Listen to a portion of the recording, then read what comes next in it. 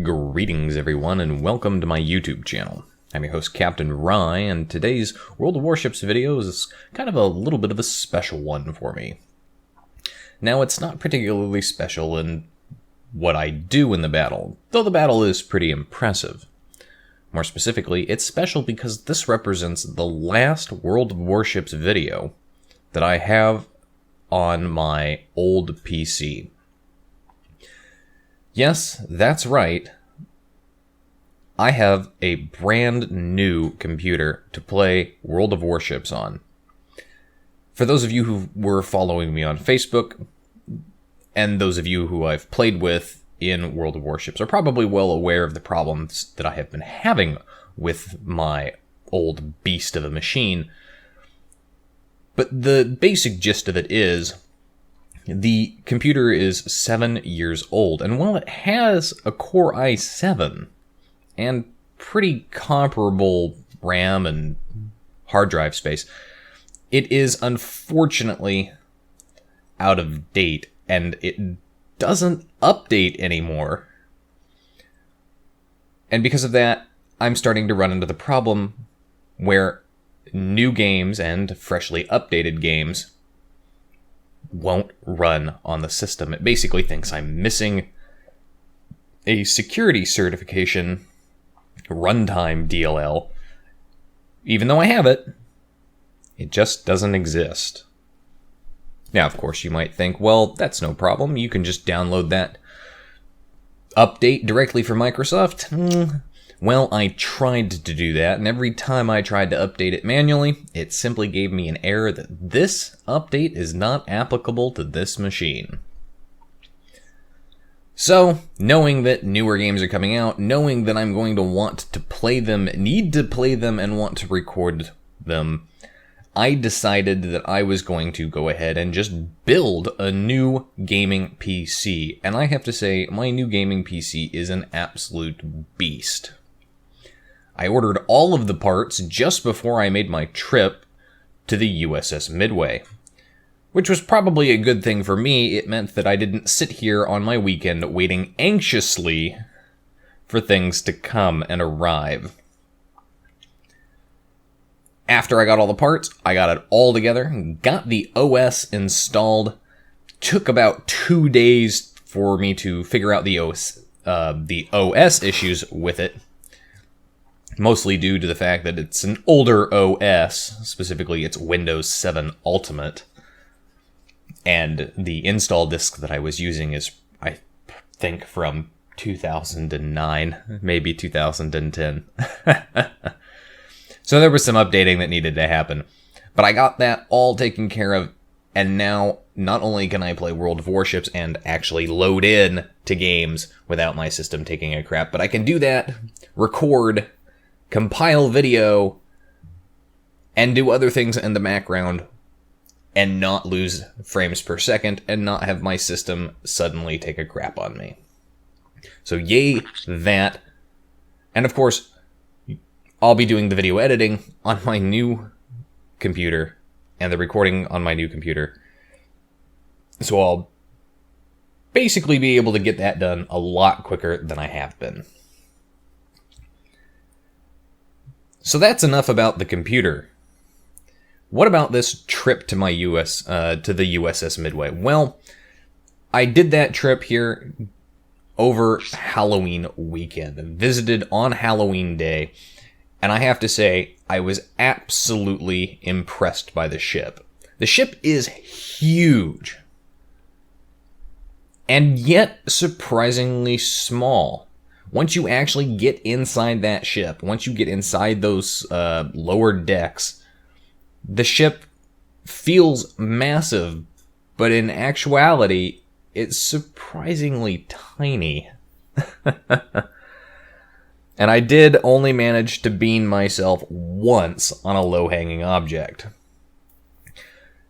Because it was a Monday, and because it was in the off-season, USS Midway did not have a lot of tourists, which means I was able to walk that ship with near free reign and not have to worry about bad pictures.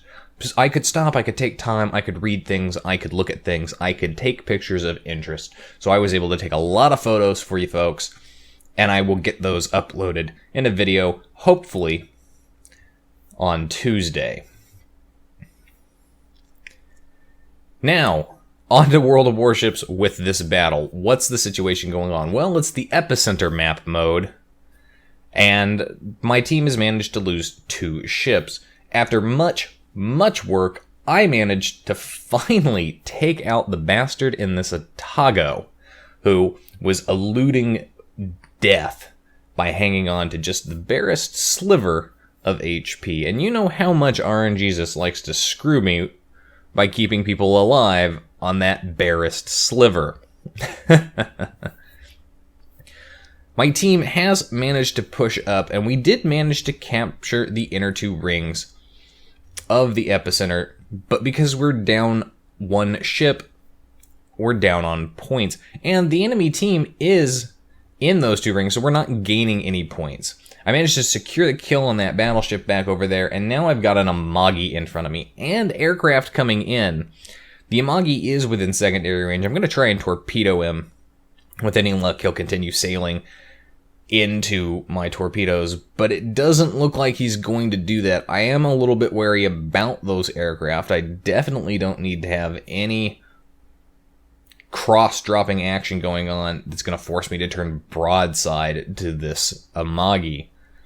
The Amagi has his 16-inch guns, and while the Scharnhorst's armor is pretty good, even angled, this Amagi is going to wreck me.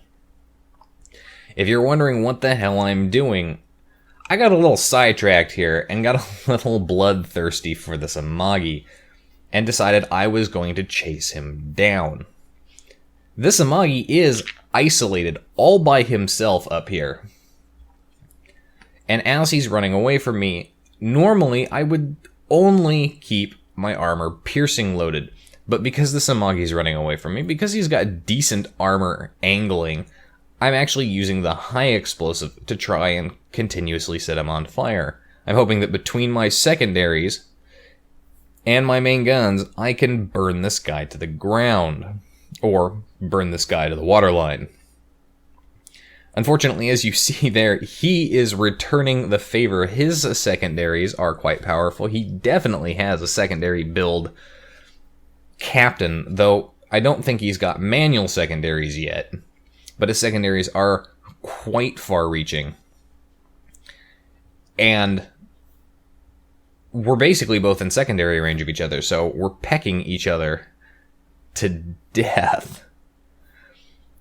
And I'm trying very desperately to keep myself angled.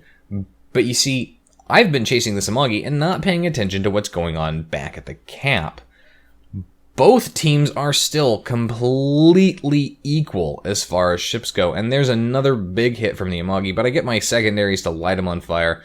I try to take shots at that Cleveland in the distance. I do manage to hit him for a reasonable amount of damage, but I'm firing high explosive. So I'm not going to expect to citadel him. With any luck, though, I can get good hits on him, and I can set fires, and I did manage to set a fire on that guy.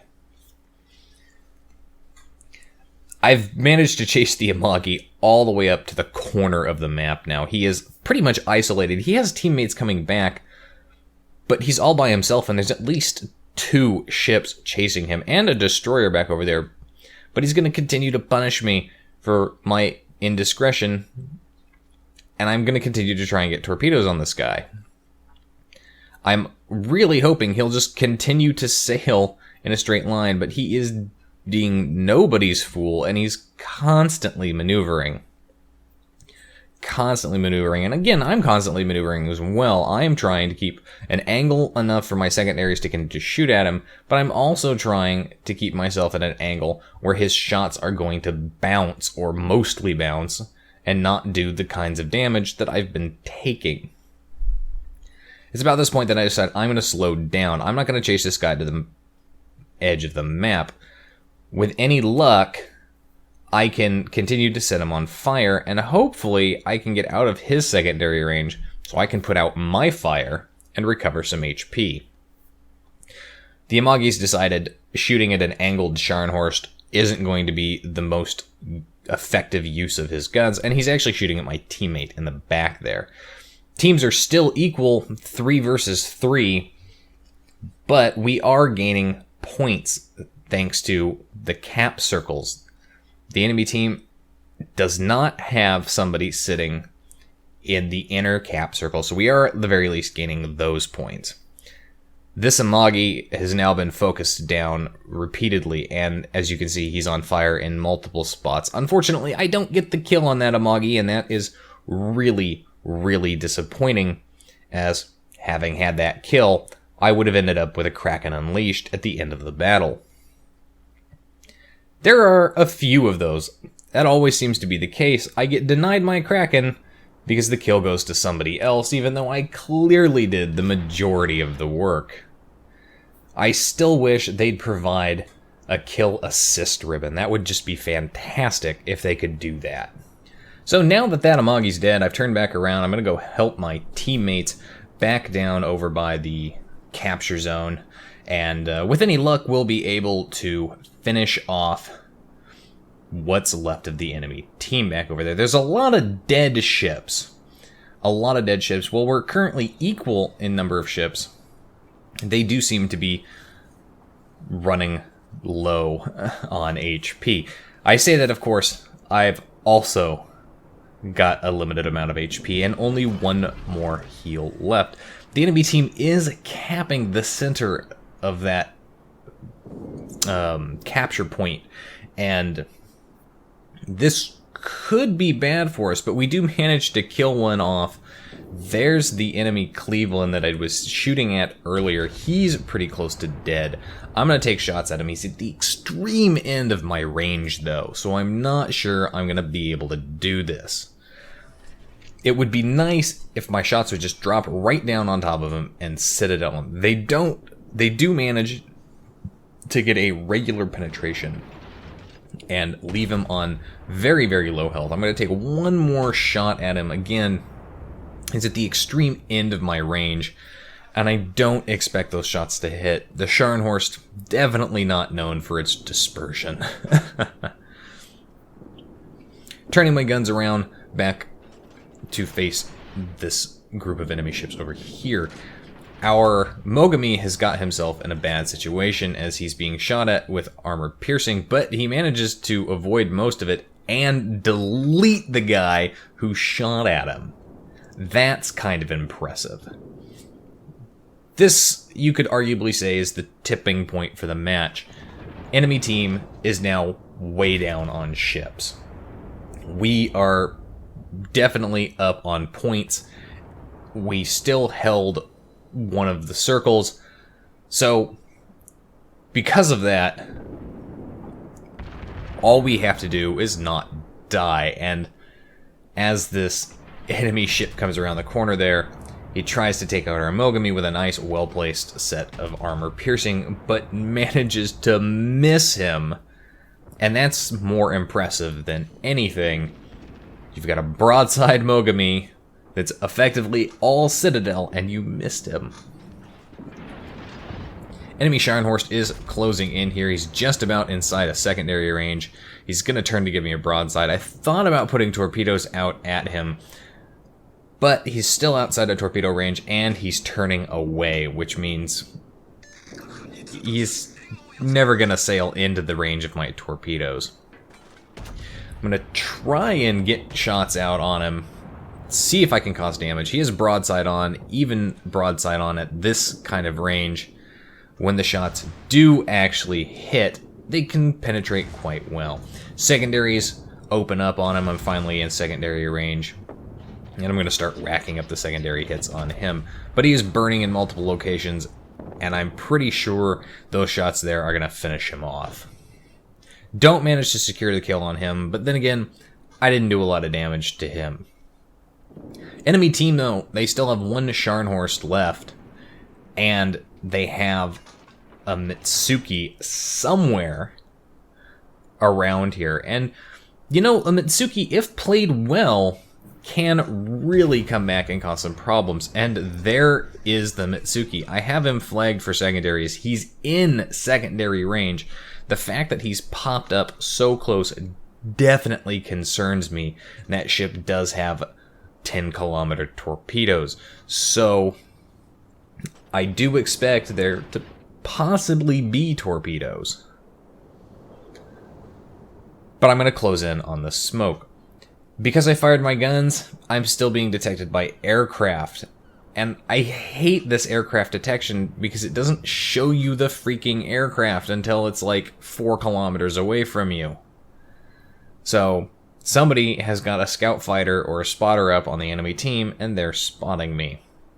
Again, that Mitsuki somewhere in that smoke, and I'm expecting there to be torpedoes.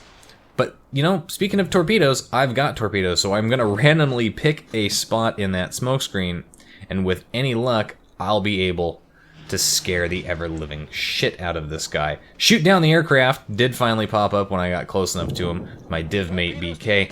And, oh, there's the Mitsuki, who is sitting in smoke, gets hit by my blind fire, lucky guess, torpedoes.